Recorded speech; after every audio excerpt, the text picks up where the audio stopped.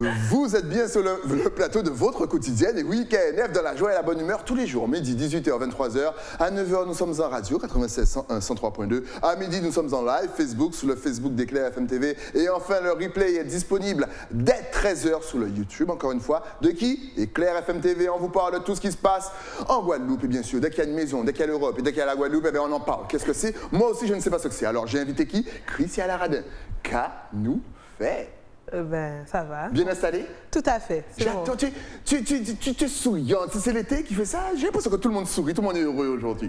Ça va? En tout cas, on va passer un bon moment parce que tu es venu nous parler de la maison de l'Europe. De Guadeloupe. Qu'est-ce que c'est? Voilà, c'est une bonne question. Merci, j'ai travaillé cette question. Mais bonsoir à tous. La Maison de l'Europe, effectivement, c'est une association, loi 1901, qui a été créée il n'y a pas très longtemps. Et justement, on est là aujourd'hui pour parler de notre soirée de lancement. Excellent. Alors, quels sont les objectifs déjà et quelle est la mission de cette association? Donc, c'est une association qui a pour mission de communiquer et informer sur les politiques européennes et de pouvoir être au plus près de la population. Donc, elle fait le lien entre les institutions européennes et la population guadeloupéenne.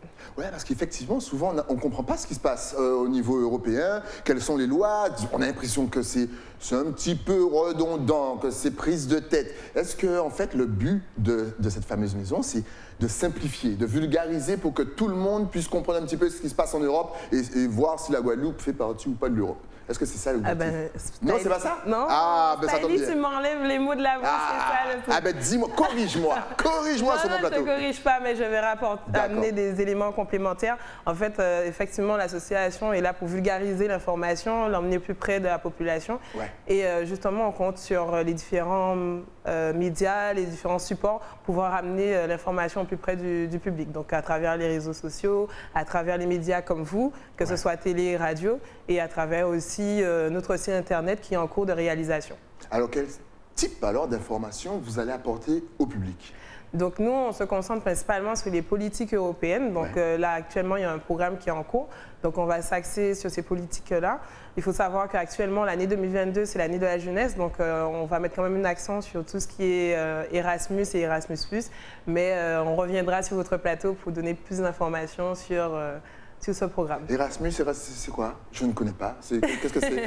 Rapidement, pour ceux qui ne connaissent pas. Donc, c'est un programme, effectivement, européen qui a été créé il y a déjà beaucoup d'années. Ouais. Mais l'Europe s'est vraiment concentrée depuis quelques années dessus pour pouvoir créer une synergie au niveau de la citoyenneté européenne et créer des échanges entre les citoyens européens. Okay. Donc, Erasmus, au départ, c'était pour créer les échanges entre les étudiants. Donc, ils pouvaient aller étudier dans d'autres pays européens. Et là, ils l'ont étendu à Erasmus+, qui permet en fait à des jeunes et des moins jeunes de pouvoir échanger sur des thématiques spécifiques. Ça peut être le sport, la danse, la musique.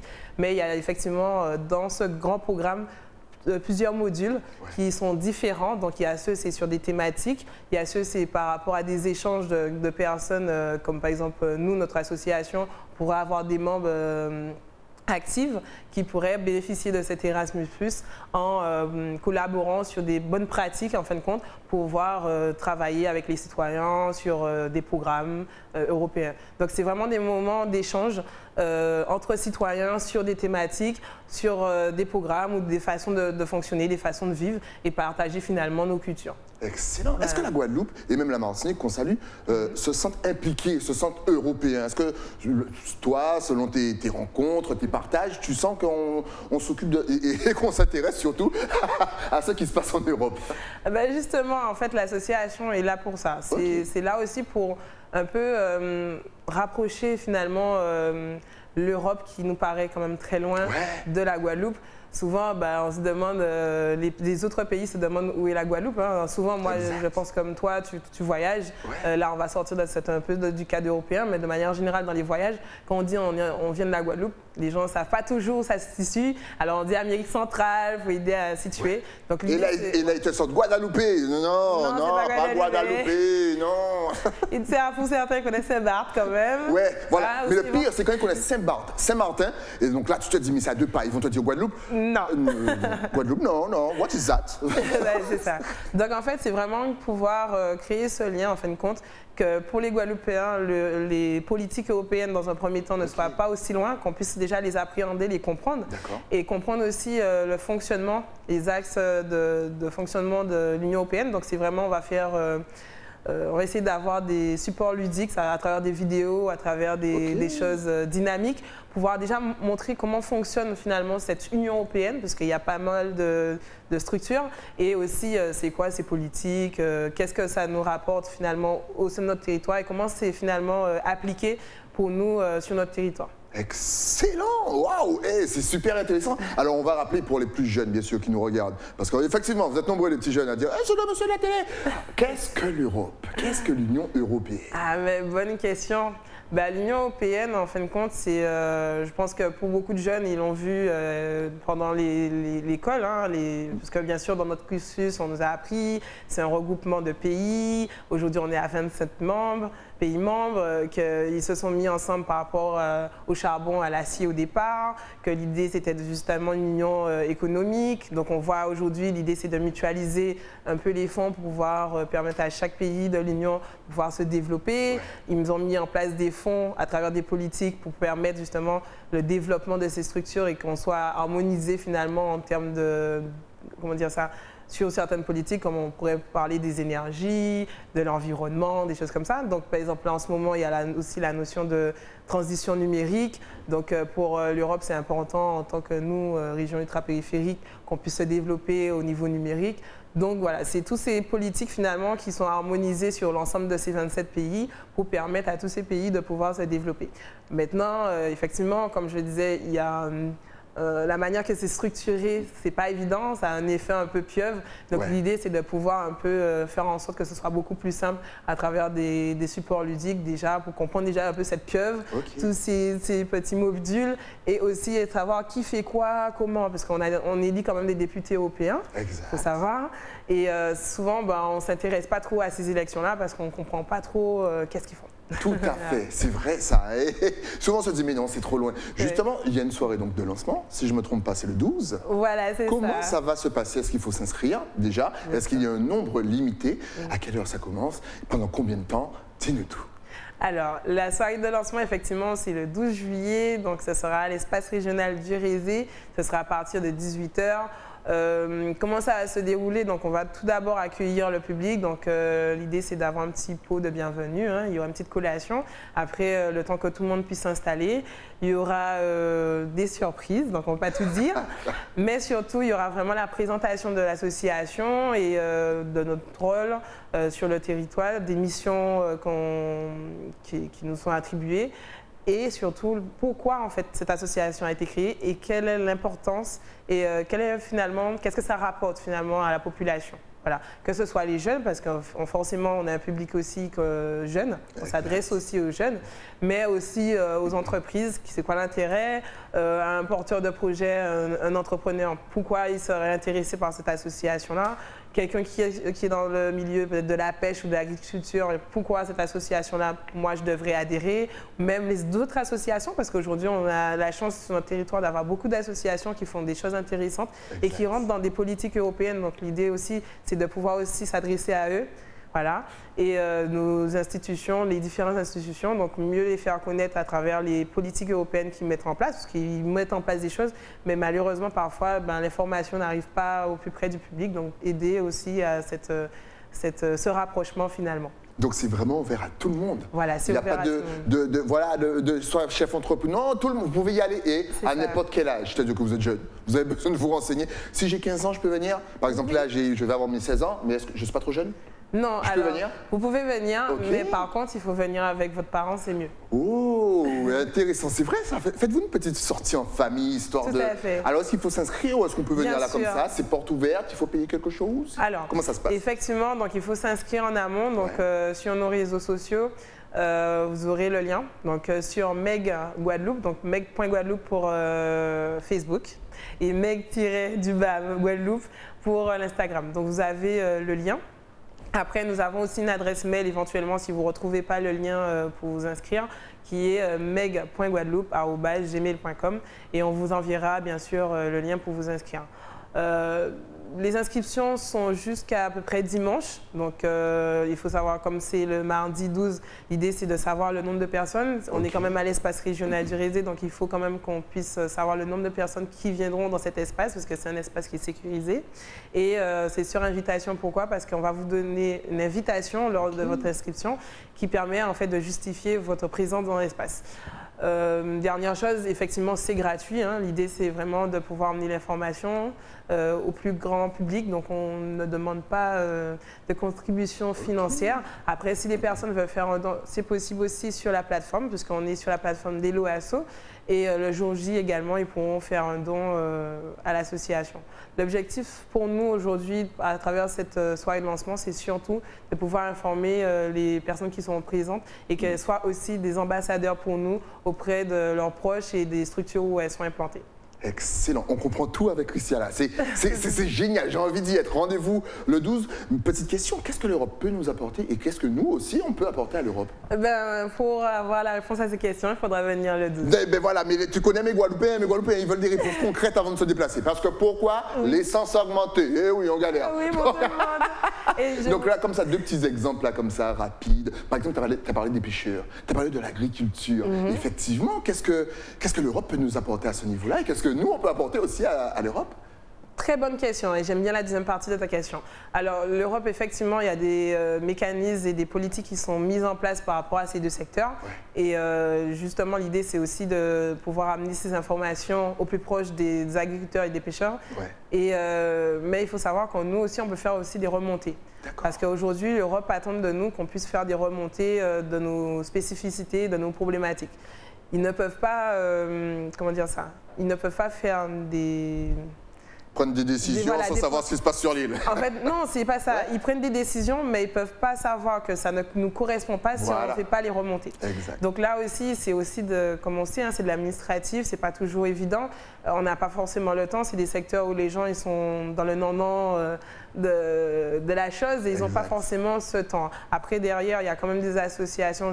J'ai une pensée pour l'association des pêcheurs de Guadeloupe qui fait quand même beaucoup d'actions à visée européenne. Mais c'est pas évident, ça reste quand même pas évident. Donc l'idée, c'est aussi de pouvoir, à travers notre association, pourquoi pas les accompagner sur ces remontées en mettant en relation avec les bonnes personnes. Excellent. Quels sont les objectifs pour cette fin d'année 2022? Est-ce que vous arrivez déjà à vous projeter ou pour l'instant vous êtes en mode on commence, soirée de lancement, vacances et puis après on verra? Ou est-ce que vous avez déjà des objectifs prédéfinis, des dates, novembre, décembre, voire janvier 2023? Ça va tellement vite, je sens qu'elle est tellement accélérée. Oh, je parle trop vite. Non, tu parles pas vite, je sens que vous avez plein d'idées, que vous êtes très productif dans la maison de l'Europe, de la Guadeloupe. Et ça fait plaisir, franchement. J'aime les jeunes avec de l'ambition. Est-ce que vous avez déjà des projets? Alors j'ai deux points déjà. Alors, première chose, pour revenir sur la soirée de lancement, il y aura quand même pas mal de surprises. Donc pour tout le public, que ce soit les jeunes et les moins jeunes. Donc il y aura vraiment des choses à découvrir après notre conférence.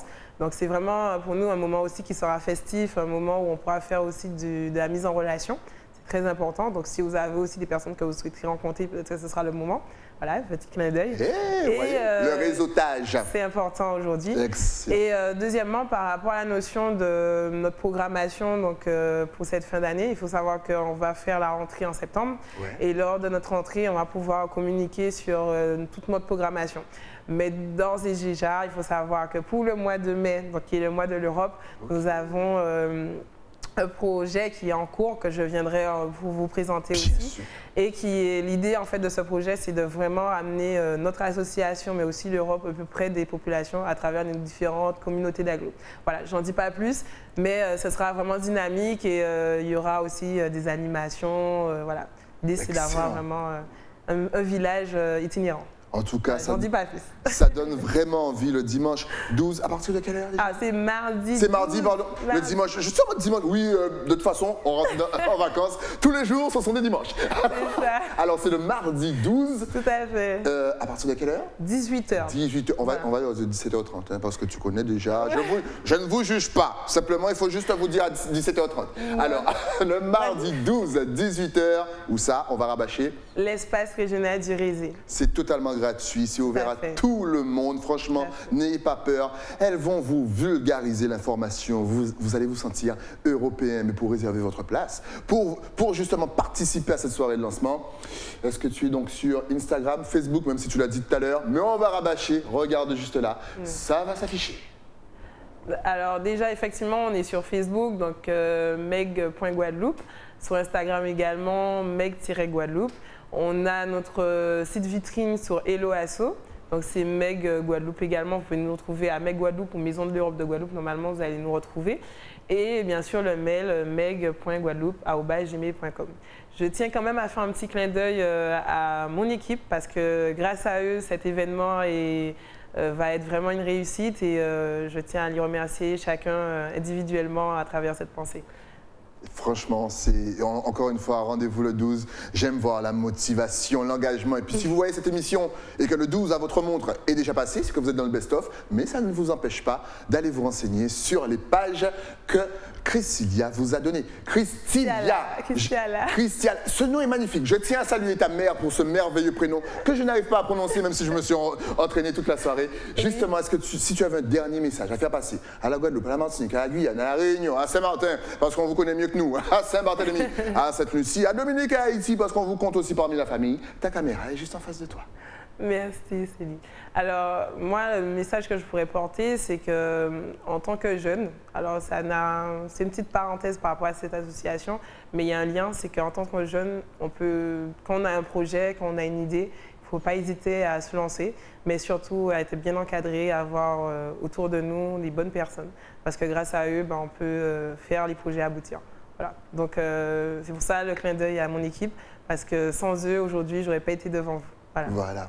Il n'y a pas que Christiala. Eh oui, il y a toute l'équipe. Il n'y a pas que moi. Il n'y a pas que... Eh oui. Mais petite question, est-ce que les jeunes, tu les sens un petit peu plus, je ne dirais pas intéressés, mais voilà, c'est ça, plus intéressés par tout ce qui touche à la France, à la politique, à l'Europe. Est-ce tu sens qu'ils ont envie vraiment de savoir ce qui se passe et où est leur place, parce qu'ils ont laissé trop ils sont restés trop longtemps hors de ce genre de sujet. Est-ce que tu sens un certain intérêt?